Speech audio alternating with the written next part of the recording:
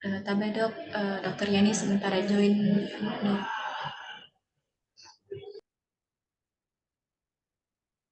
Oh itu dokter Yani kayaknya sudah join.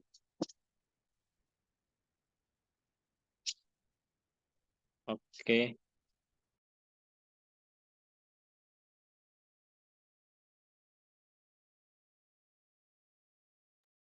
Kita bisa mulai kayaknya tuh, tapi tunggu saya buka dulu. Oke, silakan dimulai, Dr. Amrizal. Iya, iya. Tunggu sebentar. Eh,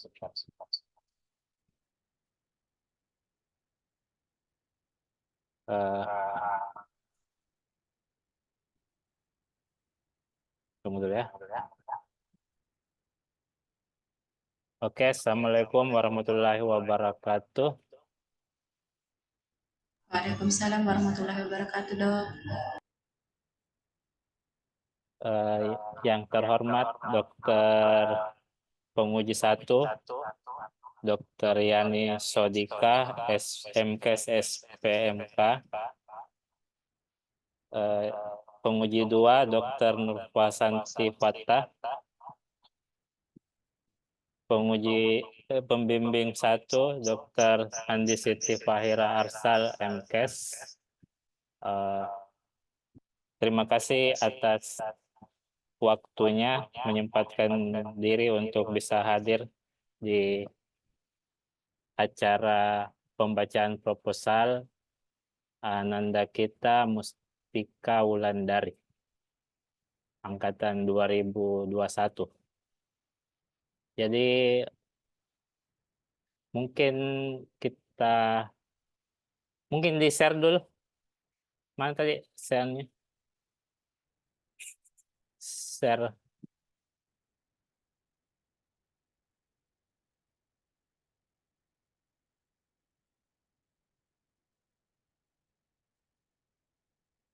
Jadi saya bacakan dulu judulnya sedikit. Judulnya adalah Perbandingan Sensitivitas Antibiotik Generik dan Antibiotik Bermerek jenis ciprofloxacin, chloramphenicol, dan cefixim terhadap bakteri Salmonella typhi. Mungkin untuk mengefektifkan waktu, kita mulai. Jangan lupa dicatat ya, no tulis. Sakia ya, no tulis ya. Tapi dok, iya dok. Oke, dicatatnya di slide ya, supaya nanti bisa langsung diperlihatkan. Oke. Oke, dipersilakan kepada Ananda Mustika untuk mulai. Tidak lebih dari 20 menit ya.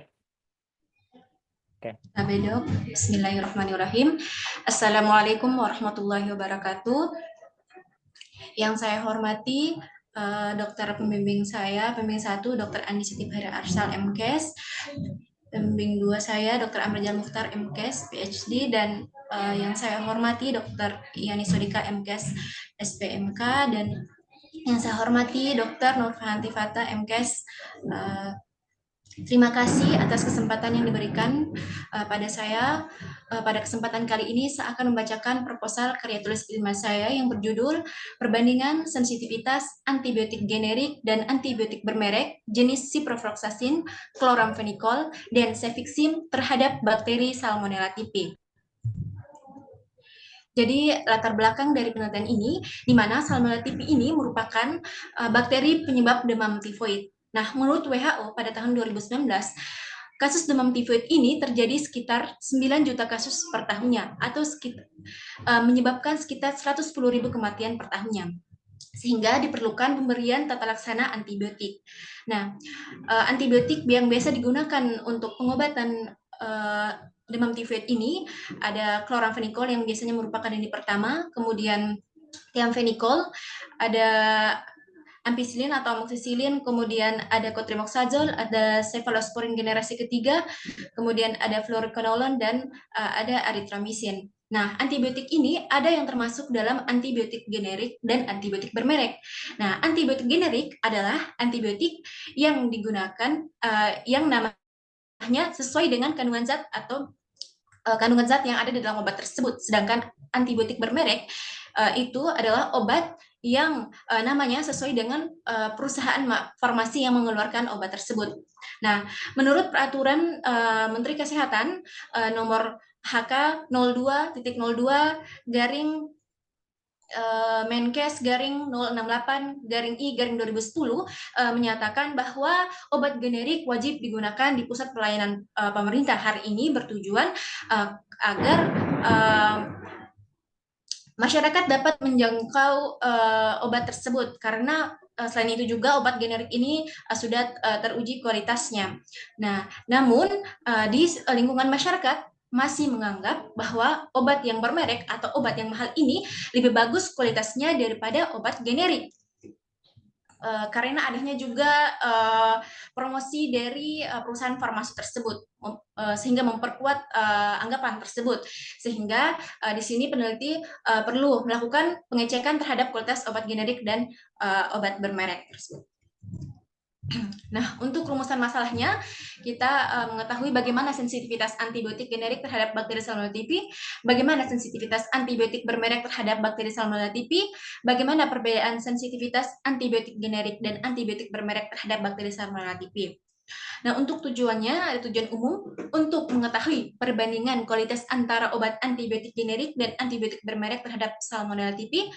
Untuk tujuan khususnya, mengetahui sensitivitas antibiotik generik terhadap Salmonella typhi, mengetahui sensitivitas antibiotik bermerek terhadap Salmonella typhi, mengetahui perbedaan sensitivitas antibiotik generik dan antibiotik bermerek terhadap Salmonella typhi. Untuk manfaat dari penelitian ini bagi peneliti sendiri untuk meningkatkan ilmu pengetahuan tentang sensitivitas antibiotik generik dan antibiotik bermerek terhadap bakteri Salmonella typhi, bagi institusi sebagai informasi tentang perbandingan sensitivitas antibiotik generik dan antibiotik bermerek terhadap bakteri Salmonella typhi, bagi masyarakat sebagai informasi kepada masyarakat mengenai kualitas antibiotik generik dan antibiotik bermerek tersebut. Nah, hasil yang diharapkan dari penelitian ini diketahuinya kualitas obat generik dan obat bermerek dalam mengatasi penyakit demam tifoid yang terkonfirmasi. Nah, dan dapat juga dilakukan penerbitan jurnal artikel mengenai perbandingan sensitivitas antibiotik generik dan antibiotik bermerek terhadap bakteri Salmonella typhi. Untuk tinjauan pustaka dari penelitian ini, Salmonella typhi atau Salmonella enterica enterica strafar typhi merupakan bakteri gram negatif berbentuk batang atau basil, memiliki flagel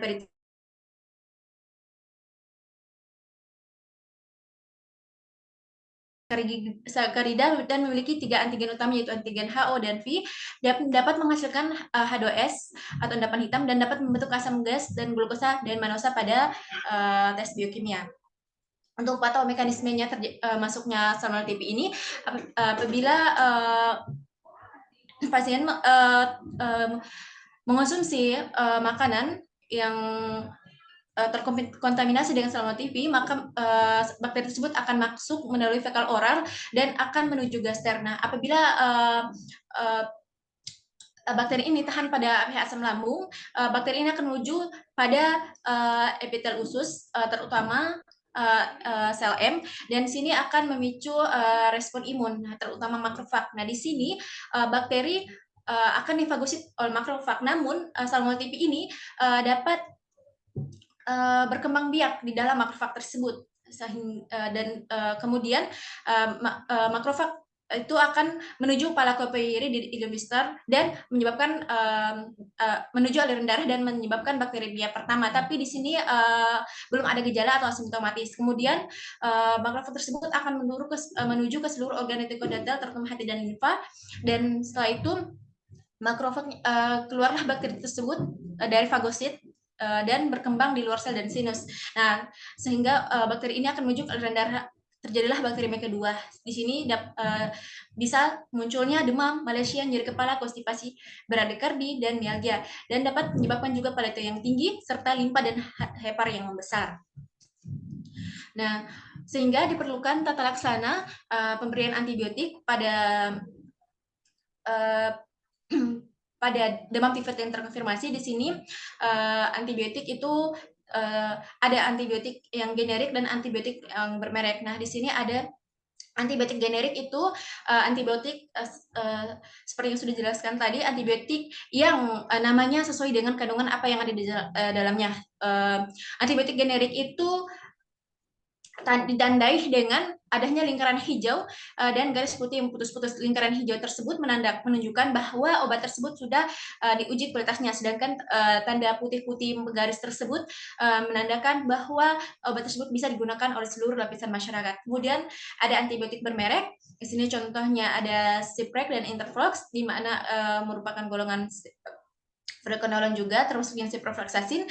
Nah, antibiotik bermerek itu biasanya namanya sesuai dengan perusahaan farmasi yang mengeluarkan obat tersebut, dan juga ada ditandai dengan huruf R, huruf besar, dan ada lingkaran hitamnya di luar setelah nama merek dagang dari antibiotik tersebut. Nah, untuk uji sensitivitas antibiotik yang digunakan pada penelitian ini yaitu metode Kieber-Bauer-Dix, di mana metode ini selain mudah digunakan serta murah. Metode ini digunakan biasanya menggunakan cawan Petri yang telah berisi media agar yang telah ditumbuhi koloni bakteri, kemudian nanti diberi Dix antibiotik atau cakram yang sudah diberi antibiotik. Nah, kemudian akan diletakkan di atas antibiotik tersebut, diletakkan di atas media agar tersebut, kemudian didiamkan selama kurang lebih 18 sampai 24 jam. Lalu setelah itu kita melihat zona hambat yang terbentuk dari antibiotik yang telah diberikan. Nah, untuk konsepnya di sini kita melakukan uji sensitivitas antibiotik generik dan kita melakukan uji sensitivitas antibiotik bermerek terhadap bakteri Salmonella typhi itu sendiri. Kemudian setelah itu kita mengukur apakah antibiotik ini termasuk dalam antibiotik yang sensitif, intermediate, dan resisten. Untuk hipotesis dalam penelitian ini, Hanulnya itu tidak ada perbandingan sensitivitas yang bermakna antara antibiotik generik dan antibiotik bermerek terhadap bakteri Salmonella typhi. Satunya ada perbedaan sensitivitas yang bermakna antara antibiotik generik dan antibiotik bermerek terhadap bakteri Salmonella typhi. Nah, di sini ada state of the art dari penelitian pertama berjudul sensitivitas antibiotik paten dan generik terhadap beberapa bakteri penyebab diare. Dan objek penelitian pada penelitian ini berfokus pada sensitivitas antibiotik bakteri penyebab diare, sedangkan pada penelitian saya berfokus pada bakteri Salmonella typhi penyebab demam tifoid. Kemudian penelitian kedua yang berjudul in vitro efficiency evaluation of leading brands of ciprofloxacin tablets found in Bishoftu City against Salmonella isolate Central Ethiopia. Di sini objek penelitian berfokus pada antibiotik ciprofloxacin yang bermerek, sedangkan pada penelitian saya berfokus pada antibiotik golongan chloramphenicol, fluoroquinolone, dan cephalosporin generasi ketiga yang ada di Indonesia. Kemudian penelitian ketiga itu ada sensitivity pattern of Salmonella typhi and paratyphi isolate to chloramphenicol and other anti-typhoid drugs and in vitro study. Di sini objek penelitiannya berfokus pada obat chloramphenicol, cefixime, ofloxacin, azithromycin, dan ceftriaxone terhadap isolat Salmonella typhi dan Salmonella enterica dan menggunakan metode ITS. Di sini perbedaan dengan penelitian saya menggunakan tadi golongan chloramphenicol, fluoroquinolone, cephalosporin ketiga, dan saya menggunakan metode difusi DX. Untuk metode penelitiannya, jenis penelitian saya ini skip dulu deh. Tolong pakai kayak laser point-nya atau mouse-nya, kasih gerak ya. Iya dok, tapi dok.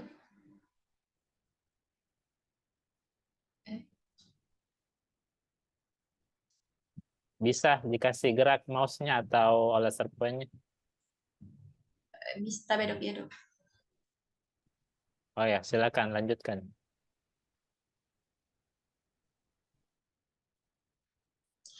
Jadi jenis penelitian ini menggunakan sistem penelitian through experimental post-test dengan metode Dix division. Waktu dan tempat penelitian, waktunya pada tahun 2024. Tempat penelitiannya di Laboratorium Penelitian Fakultas Kedokteran Universitas Muslim Indonesia.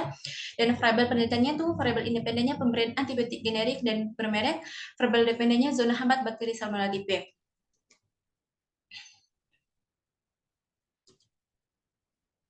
Ini adalah alur penelitiannya. Pertama-tama kita menyiapkan persiapan koloni Salmonella typhi, kemudian kita mensuspensikan koloni dalam media agar, lalu kita melakukan pengujian antibiotik di atas media agar, kemudian kita menganalisis hasil uji antibiotik.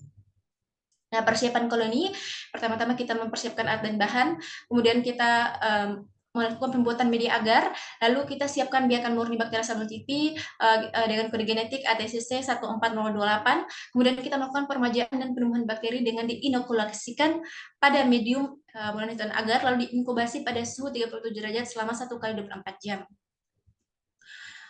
Kemudian kita mensuspensikan bakteri. Yang pertama itu kita membuat dulu larutan McFarland dengan cara larutan BaCl2 1% sebanyak 0,05 mili dan larutan H2SO4 1% sebanyak 9,95 mili dicampurkan dan diaduk secara merata menggunakan vortex. Kemudian kita suspensikan bakteri yang telah diinokulasi dengan cara diambil dengan OC steril lalu disuspensikan ke dalam tabung yang berisi 2 mili larutan NaCl 0,9% hingga diperoleh kekeruhan yang sama dengan standar McFarland. Kemudian untuk pengujian antibiotiknya, kita siapkan media mular Hinton agar yang steril, didinginkan pada suhu kamar, kemudian kita oleskan suspensi bakteri uji ke dalam cawan Petri menggunakan cotton swab steril, kemudian kita letakkan disk antibiotik generik dan antibiotik bermerek di atas media tersebut, lalu kita inkubasi selama 18-24 jam pada suhu 37 derajat, dan ukur zona hambat dengan menggunakan jangka sorong. Nah, di sini analis uji antibiotiknya, kita dapat mengukur zona hambat dengan rumus, di mana diameter vertikal dikurang diameter cakram, ditambah diameter horizontal dikurang diameter cakram, kemudian dibagi 2. Kemudian itulah hasil uji sensitivitas antibiotiknya, zona hambatnya. Kemudian hasil uji antibiotik itu kita bandingkan dengan sensitivitas antibiotik menurut Clinical Laboratory Standard Institute tahun 2020 atau CLSI. Kemudian kita menganalisis data dengan uji one way ANOVA menggunakan program SPSS Statistic Product of Service Solution. Kemudian penelitian ini dilakukan minimal 3 kali dan kali setiap eksperimen. Ini merupakan kriteria objektif di mana dari 3 jenis antibiotik yang saya gunakan, yaitu ada Fluoroquinolone dengan konsentrasi 30 mikrogram, zona hambatnya itu dalam milimeter, sensitif pada lebih besar dari 18 mm, kemudian intermediate antara 13 sampai 17 mm, kemudian mengalami resistensi apabila kurang dari atau sama dengan 12 mm. Untuk ciprofloxacin dan konsentrasi 5 mikrogram, zona hambatnya itu lebih besar dari atau sama dengan 26 mm, kemudian intermediate-nya antara 22 sampai 25 mm, kemudian untuk resistennya kurang dari atau sama dengan 21 mm. Untuk cefixim, konsentrasinya itu 15 mikrogram, zona hambatnya sensitif pada lebih besar atau sama dengan 19 mm, kemudian intermediate antara 16 sampai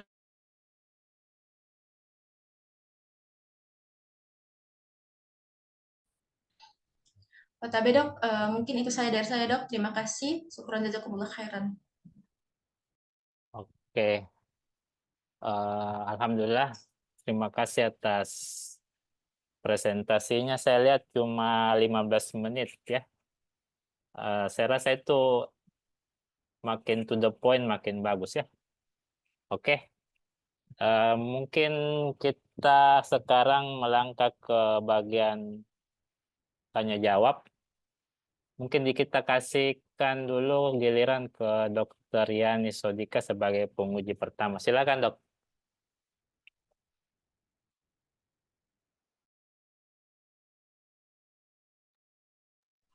Halo. Ya, Iya, terima kasih silakan. banyak. Assalamualaikum warahmatullahi wabarakatuh.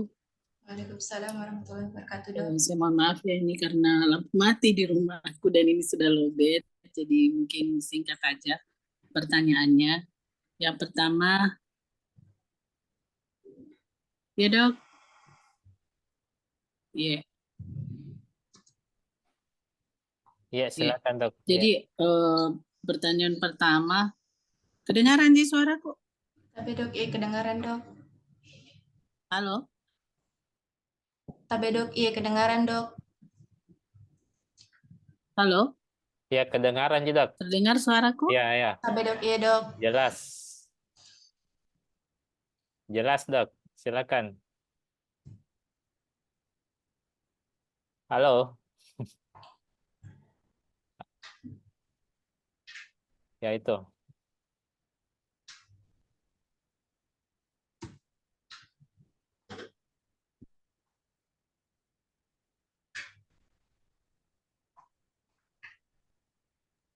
Jelek mungkin sinyalnya Dokter Yani. Halo, Terdengar jelas, Dok? Dokter Yani. Tadi memang dia. Iya, Oh ya, halo, silakan. Ya, Iya, Dok. ya, halo, mohon maaf. ya, silakan dok. Ya, Mulai. Ya. masuk lagi. Terlempar-lempar kayak ini. Iya, iya, Jelek pertanyaan memang tuh. jaringan. Iya, Iya, baru hujan toh, hujan deras, mati iya, lampu. dan deras. Iya, Hmm, silakan, Dok. Iya, itu pertanyaannya pertama. Di mana isolat salmonella tipi yang dipakai ini asalnya dari mana? Apakah dari klinis atau ada memang eh, eh, yang standar? Tabe dok, izin menjawab dok.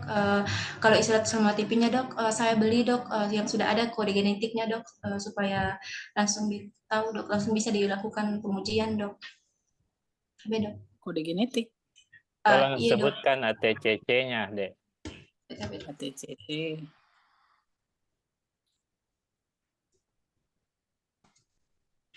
Tabe dok. Bakteri Salmonella tipi ATTC 14028 dok. Hmm. Ya, jadi standar ya isolat yang dipakai. Terus saya lihat di bab 2-nya itu ya, menceritakan, memaparkan tentang salmonella itu ringkas sekali. Sangat ringkas, tapi yang penting sebetulnya kamu paham apa yang kamu tulis ya. Seperti di situ ada ditulis kalau tidak mengandung, kalau nggak salah tadi kamu bilang apa? Antigen V.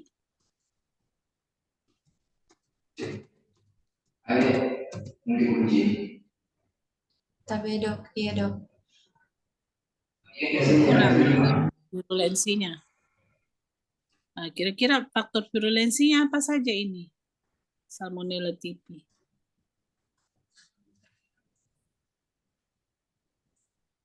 Ini tuh antigen utama yaitu H, bisa dituliskan ini. Antigen H, antigen O, dan V. Kira-kira kenapa kalau yang V lebih kurang, itu kurang juga virulensinya?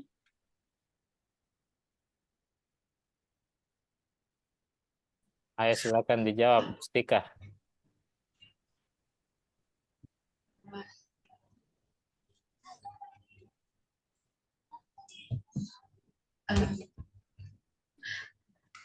Tapi dok, yang saya baca dok, kalau misalnya antigen Salmonella tipi ini memang lebih sering ditemukan antigen H dan O dok, dan V-nya itu yang kurang dok.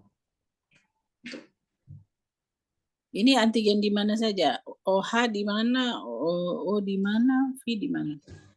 Kalau untuk H itu untuk flagelnya dok, sedangkan kalau antigen O-nya itu dok,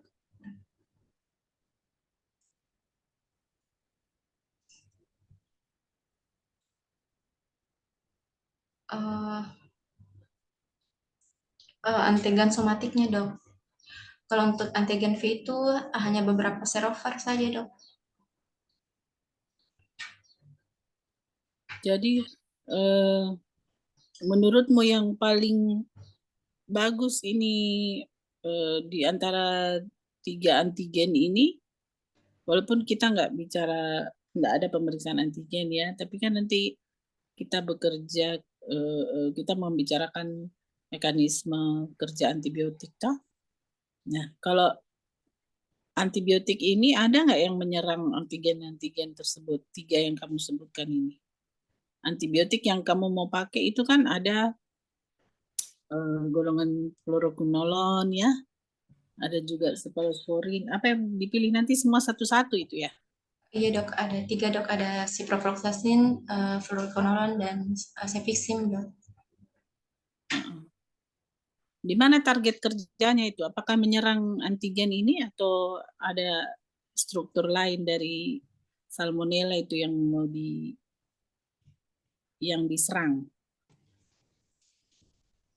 oleh antibiotik. Artinya ketika kita memilih kan kita harus tahu ini kerjanya di mana gitu. Ada nggak kamu tulis di naskahnya itu?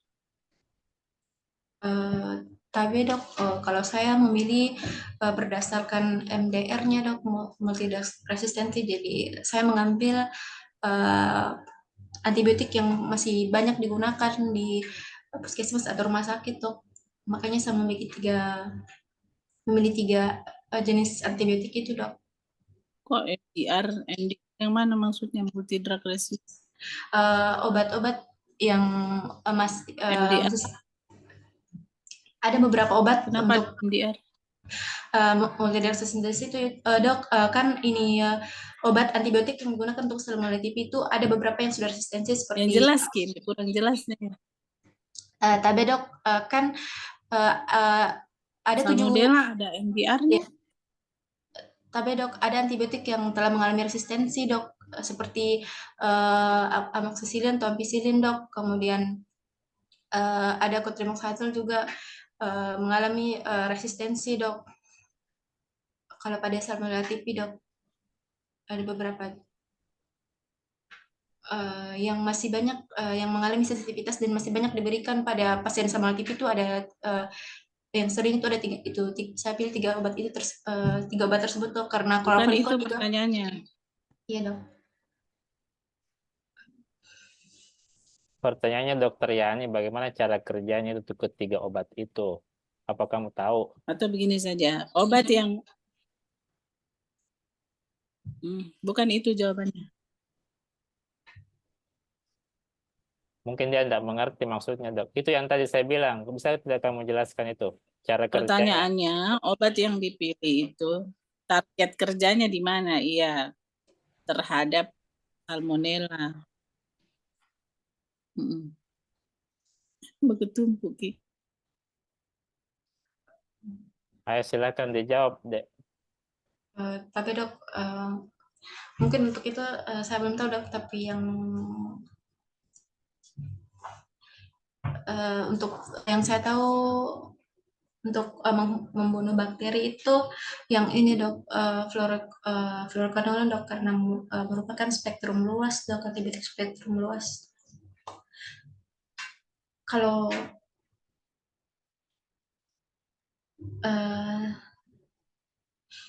Iya, dia tidak tahu dok jawabannya. Ayo, ya, nanti belajar lagi. iya, maaf dok.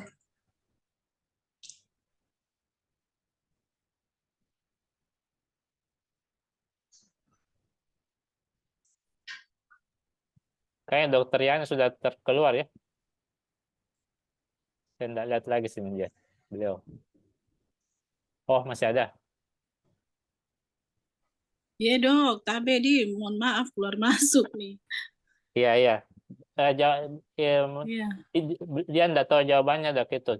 Iya, Dia itu belum aja tahu mungkin jawabannya. sarannya saya Oh iya, iya. tambahkan saja Iya, tambahkan saja. iya. Iya dok, terima kasih Makasih banyak dok. dok.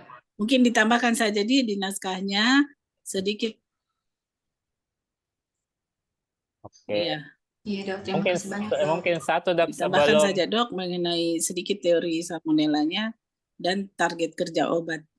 Iya. Mungkin satu dok sebelum kita mungkin terkeluar lagi.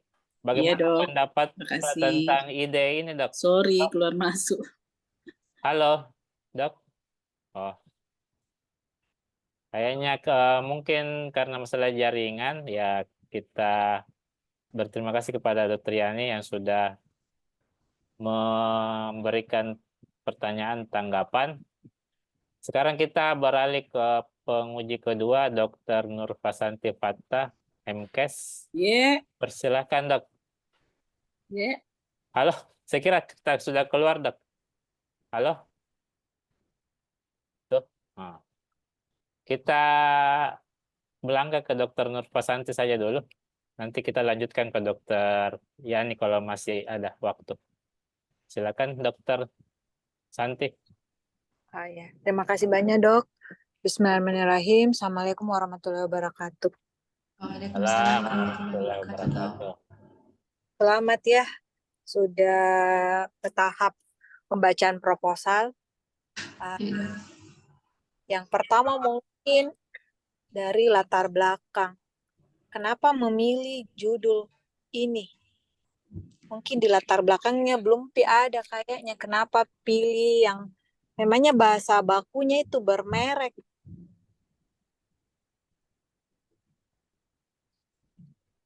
Tapi dok, Iya, eh, betul. iya dok. Tapi dok izin menjawab dok. Seperti di sini eh,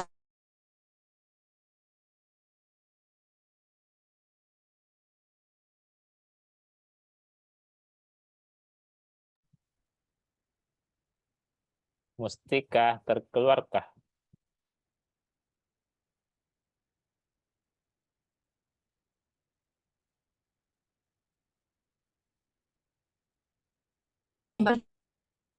Halo, juta kasus 9 juta kasus per tahunnya dan dapat menyebabkan eh,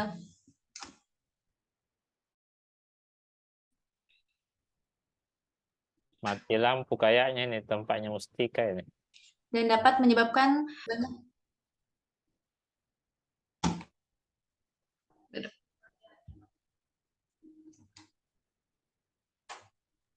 tapi dok, Ayo silakan dilanjutkan. Mati lampu ya situ.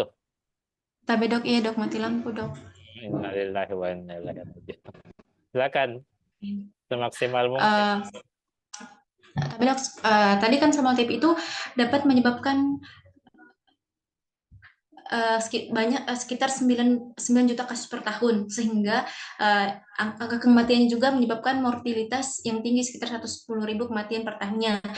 Nah, dan juga banyak kejadian sama TB ini sehingga perlu diberikan tanda-tanda antibiotik. Tapi biasa pada masyarakat kita itu lebih memilih ada namanya antibiotik generik, antibiotik umum dan atau antibiotik yang murah dan ada namanya antibiotik bermerek atau biasa antibiotik yang mahal. Nah, dalam masyarakat itu kebanyakan sekarang itu lebih memilih antibiotik yang mahal. Padahal obat generik itu juga bagus karena kualitasnya juga sudah teruji dan lebih murah dan dapat dijangkau sehingga saya melakukan penelitian ini agar masyarakat membuktikan apakah benar anggapan masyarakat ini bahwa obat mahal itu lebih bagus dan daripada obat generik tersebut yang relatif lebih murah dok. Tapi dok, Terus kenapa pilih bermerek? Kenapa harus ada kata-kata bermerek? Tapi dok, karena sebenarnya antibiotik bermerek ini ada yang antibiotik paten. Antibiotik ini setelah mendapat sertifikat dan mendapatkan masa patennya sekitar 20 tahun. Tapi setelah 20 tahun itu akan hilang masa patennya dan akan diberikan nama sesuai dengan nama sebelumnya sehingga tidak bisa dikatakan antibiotik tersebut antibiotik paten seterusnya. Maka sehingga saya memilih kata bermerek ini dok, karena ada juga antibiotik yang bermerek itu belum tentu juga dipatenkan dok. Jadi biasanya yang bermerek itu yang lebih mahal dok. Tapi dok.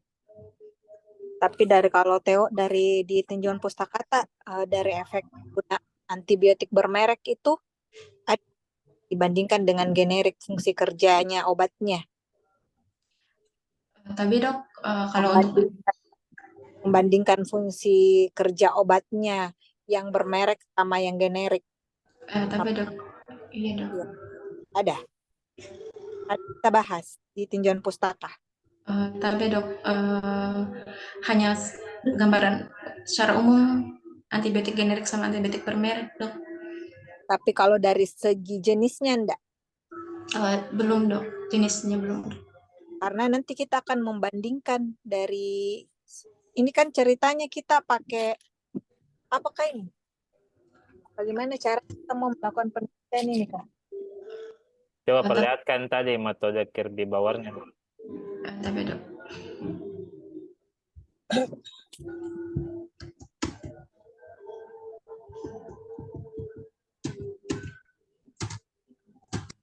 Tapi dok menggunakan uji sensitivitas metode Kirby Bauer Dix dok. Dan nanti kita siapkan cawan petri yang telah ditumbuhi koloni bakteri, Dok. Kemudian kita berikan antibiotik dengan konsentrasi sesuai dengan standarnya yang pada cakram atau diks antibiotiknya, kemudian kita letakkan di atas koloni bakteri yang pada cawan petri, kemudian kita biarkan selama 18-24 jam, Dok. Setelah itu kita baru ukur zona hambatnya, Dok, apakah termasuk resisten, sensitif, resisten, atau intermediate, Dok. Berarti 3 obat yang generik, 3 obat yang bermerek. Tapi Dok, nanti ada, iya Dok, sebenarnya dari ciprofloxacin itu ada 1 generik, kemudian 7 bermerek, kemudian begitu pun dengan chlorphenicol sama cefixime, Dok.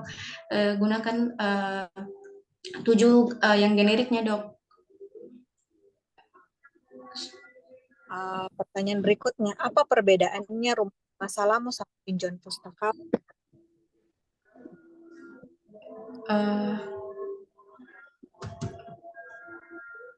Rumusan masalah. Untuk di rumusan masalah, mungkin di rumusan masalah ini, Dok, kan membahas tentang sensitivitas antibiotik generik terhadap bakteri selama sensitivitas antibiotik generik maupun bermerek ataupun terhadap bakteri Salmonella typhi. Nah, kemudian kalau di tinjauan pustaka saya, Dok, saya lebih mendeskripsikan bakteri Salmonella typhi, bagaimana patofisiologinya, tata laksana hingga tata laksananya. Bisa dibuka bedanya itu bagaimana dan mengetahui.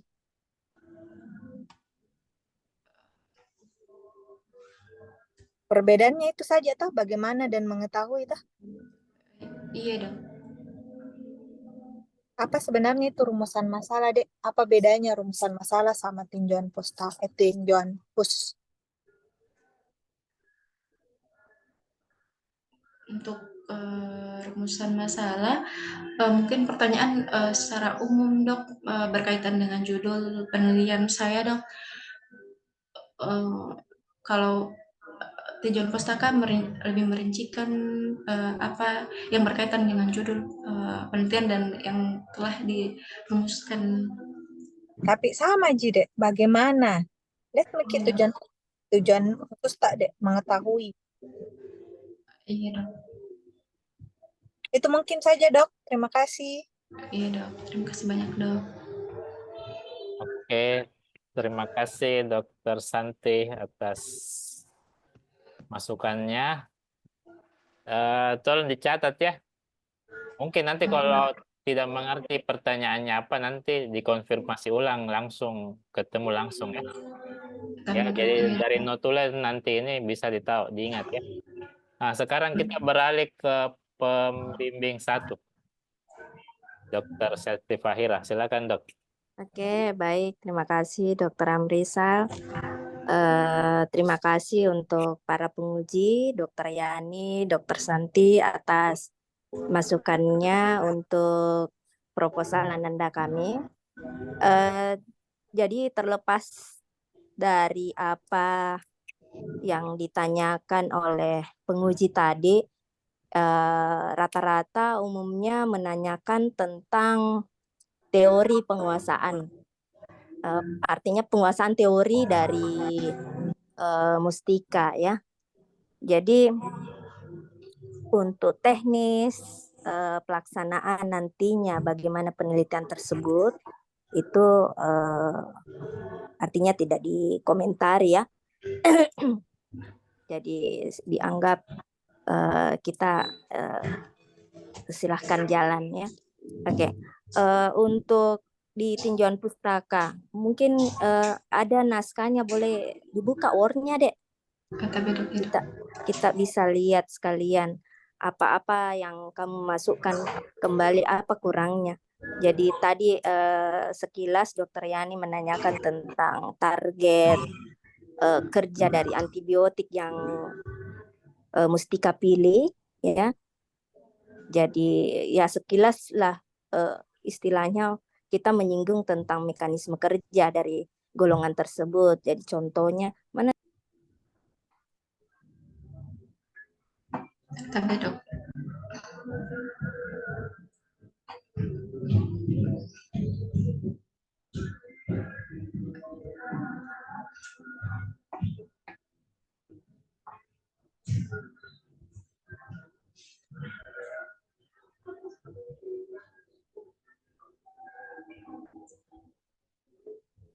Mana dek? Kenapa agak lama? Tabe dok, Mas. Loading tabe dok.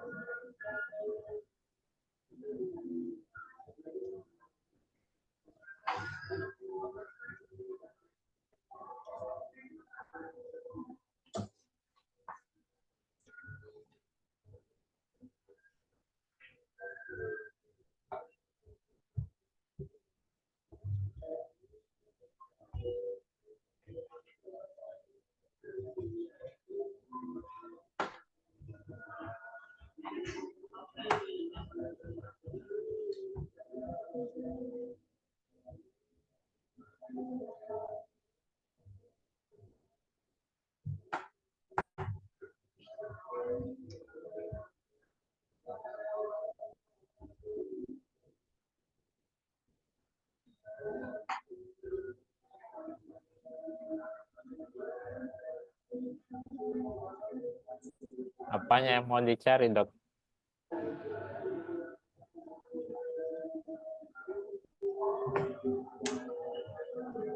Oh, yang Tabe dok.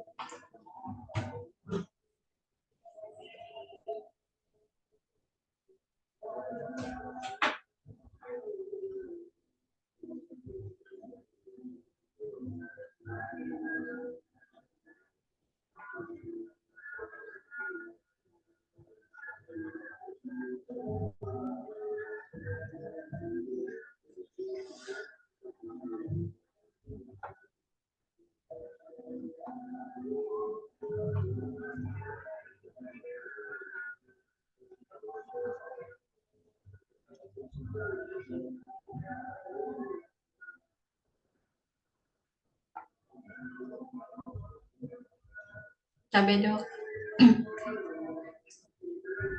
Ini.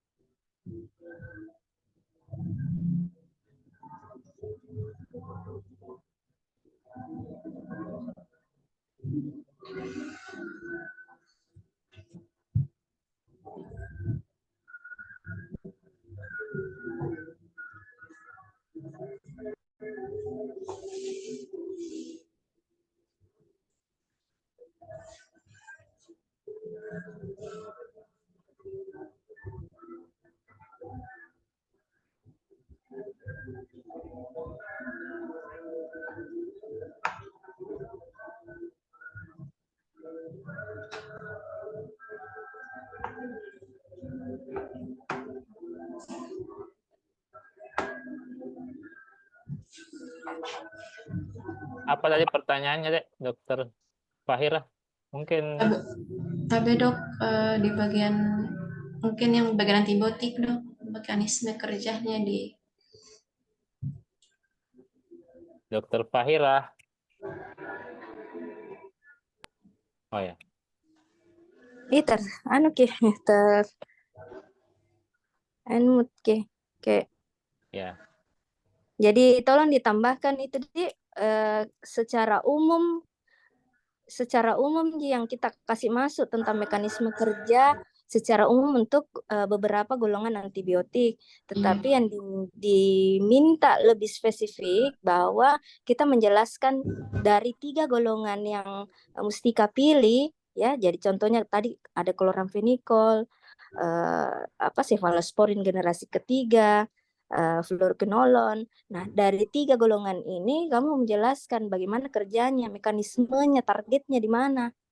Itu lebih spesifik kita jelaskan di sini supaya bisa lebih paham.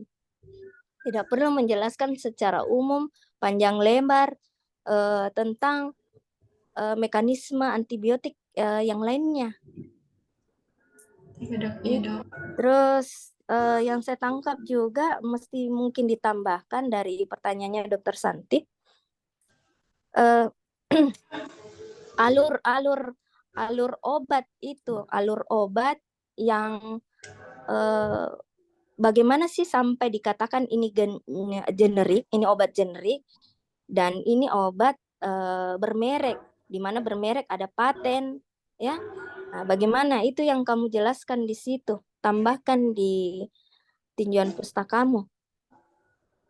Terus membedakan antar, adakah perbedaan dari pengolahannya mungkinnya, apakah istilahnya, sehingga ini dikatakan dia mematenkan, istilahnya ada kan dari tiap-tiap pabrik farmasi itu mematenkan bahwa ini loh keunggulan saya, keunggulan dari perbedaan obat yang bermerek paten ini dengan generik.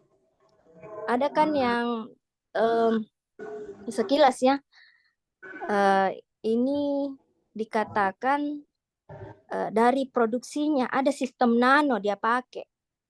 Dia lebih mengklaim bahwa sistemnya itu dia pakai sistem nano, jadi partikelnya partikel nano, berbeda dengan generik katanya gitu. Nah, ya, seperti itu, acuan-acuan seperti itu yang mungkin kita masukkan di tinjauan pustaka, sehingga memang apa sih bedanya? Dia dari pabrik itu sampai mengklaim bahwa ini dikatakan bermerek, paten, itu lagi bedanya. Ada juga paten murah. Apakah memang dari konsep harganya saja atau memang ada konsep lain? Itu mungkin yang perlu ditambahkan di situ supaya memang di tinjauan pustaka sudah jelas bahwa bedanya apa. Iya, Mungkin dok. itu saja, Dok. Terima kasih banyak. Selebihnya untuk penegakan diagnosis, karena tadi dari patofisiologi, PowerPoint langsung lompat ke pemberian antibiotik. Jadi mungkin ditambahkan saja ini, atau kalau memang tidak ada di naskah di Worta, masukkan bagaimana tetap menegakkan suatu diagnosis bahwa ini terkonfirmasi bahwa ini adalah demam tifoid, sehingga bagaimana alurnya itu sehingga muncullah pemberian terapi dengan antibiotik. Itu penegasannya di situ. Iya, Iya. dok. Terima kasih banyak, dok. Cukup dari saya, Dr. Amrisal. Terima kasih. Oh iya, alhamdulillah masukannya bagus sekali ya dari pembimbing, penguji 1, penguji 2. Mungkin saya rekap sedikit. Pertanyaan dari Dr. Yani itu tentang isolat salmonellanya itu sudah terjawab ya. Kemudian banyak tentang teori yang dibahas di sini. Memang 15 menit sampai 20 menit tidak cukup ya untuk membahas semuanya, tapi semestinya pas ditanyakan tentang itu bisa dijawab dengan baik walaupun tidak ada di slide ya. Itu yang harus disiapkan nanti ya. Kemudian apa ya? Jadi masukannya kayak tadi alur obat itu sebenarnya sangat baik untuk dimasukkan ya, karena bagaimana sih proses dari pembuatan obat itu sehingga bisa dikatakan sebagai obat generik, dan obat bermerek itu prosesnya seperti apa, itu yang harus ditambahkan nanti di tulisannya ini. Kemudian ya yang dilupa tadi itu benar sekali itu kata Dokter Yani, pertanyaannya harusnya kamu tahu itu cara kerja dari 3 obat yang kamu pilih itu. Kan obat itu ada yang bekerja di membran, ada yang bekerja di DNA. Harusnya ditahu, misalnya chloramphenicol ini kerjanya di mana. Seperti itu. Karena itu pertanyaan mendasar karena kamu yang mengadakan penelitian ini ya. Jadi saya rasa masukannya bagus. Tapi itu sebenarnya pertanyaannya cukup ditambahkan saja jawabannya ya. Saya rasa sudah tinggal ditambahkan saja. Kemudian nanti tentang apa ya metodenya, sebelum benar-benar memulai harus dipermantap dulu prosedurnya secara lebih detail ya. Mungkin bagus kalau nanti menghadap ke Dokter Yani karena beliau adalah minta bantuan, minta pendapat mungkin karena beliau adalah PMK ya yang memang terbiasa untuk melakukan tes sensitivitas antibiotik seperti ini ya. Jadi nanti tolong minta pertimbangannya seperti itu. Kemudian jadi mungkin pelajaran juga bagi yang lain karena ada juga beberapa anak bimbingan saya di sini semua. Tolong lakukan penulisan seperti cara Dok Mustika ini karena saya sudah membimbing, misalnya kami pembimbing sudah berusaha mengikuti aturan dari KTI ya, mulai dari marginnya dan bagaimana jenis hurufnya itu semua sudah diikuti di sini. Mungkin bisa jadi template bagi kalian ini, tinggal diambil dan dicontoh gitu. Tentunya diganti isinya ya. Kemudian yang saya syukuri dari proposal Mustika ini karena saya sudah menyuruh dia latihan berkali-kali sebelum dia masuk ke proposal ini. Jadi tidak langsung saja melakukan pembacaan proposal. Jadi sudah melakukan latihan 2-3 kali sehingga sampai bisa lebih lancar gitu. 15-20 menit bisa selesai seperti itu. Saya rasa itu sangat penting ya. Jadi kalian yang mau pembacaan harus juga melakukan persiapan ya seperti Mustika ini. Jangan langsung saja baca langsung baca. Tidak seperti itu ya prosedurnya. Terus yang terakhir barangkali jadi saya lihat ini Mustika memakai Google Docs untuk melakukan penulisan artikel. Jadi ini cukup baru saya lihat bagi mahasiswa. Jadi mungkin bisa dicontoh juga bagi yang lain ya seperti itu. Saya rasa itu saja intinya karena sudah mau sholat maghrib. Mungkin masih ada lagi, Dok? Tidak ada lah? Sudah cukup? Mungkin saya rasa sudah cukup ya. Jadi saya rasa ini proposal ini layak untuk dilanjutkan ya. Apalagi sudah kita lihat ada contoh beberapa jurnal internasional yang bunyinya mirip dengan ini. Jadi sudah ada paten pakemnya. Jadi tinggal obatnya saja yang berbeda. Jadi kita punya contoh untuk melakukan hal yang serupa. Mungkin saja nanti ini bisa dikirim ke jurnal internasional juga. Seperti itu ya. Walaupun penelitian mahasiswa kalau datanya bagus, yang penting ada contohnya bisa dikirim juga ke jurnal yang lebih bagus ya. Seperti itu. Saya rasa cukup sekian ya. Mustika mungkin ada pertanyaan sendiri? Tapi Dok, mungkin dari saya tidak ada Dok. Sudah foto bersama, silakan coba dulu mungkin sebagai dokumentasi.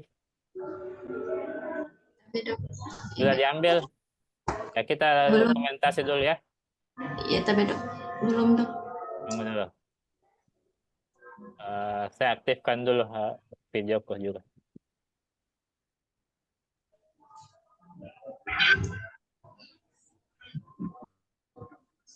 Sudah barangkali ya. Oke. Silakan semuanya mahasiswa aktifkan kameranya.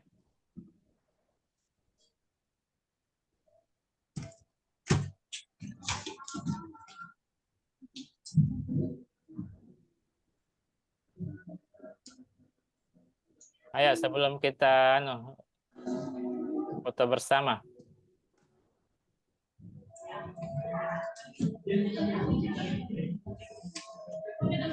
Anandita sudah? Ayo. Muhammad As-Sadiq. Ananda. Nur Salsabila. Dr. Santi. Mungkin ya silakan dipoto.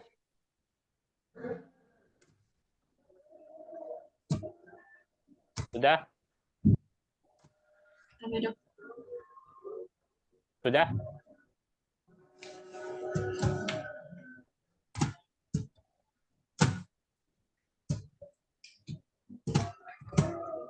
Oke, sudah?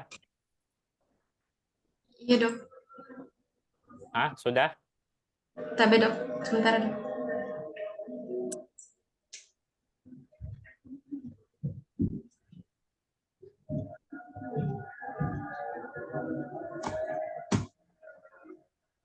Oke. Terasa sudah ya? Iya, Dok. Oke, kalau begitu saya ucapkan terima kasih kepada pembimbing Dr. Fahira, Dr. Makasih, Dok. Dr. Nurfasanti dan Dr. Yani yang sudah terkeluar dan anak-anak semua. Semoga ada manfaatnya ini ya. Kita sebagai pelajaran kita ucapkan doa kafaratul majelis. Subhanakallahumma wabihamdik. Asyhadu an la ilaha illa anta astaghfiruka wa atubu ilaik. Wabillahi taufiq wal hidayah. Assalamualaikum warahmatullahi wabarakatuh. Waalaikumsalam warahmatullahi Oke, wabarakatuh. Terima sampai kasih ketemu. banyak, Dok. Mustika, tolong secepatnya ya untuk revisian bab 2. Sampai, Dok, ya, Dok. Syukran Oke, jazakumullah terima khairan kasih. kasiran, Dok. Terima kasih, Dr. Ya, terima Amrisa. kasih banyak, Dok. Oke.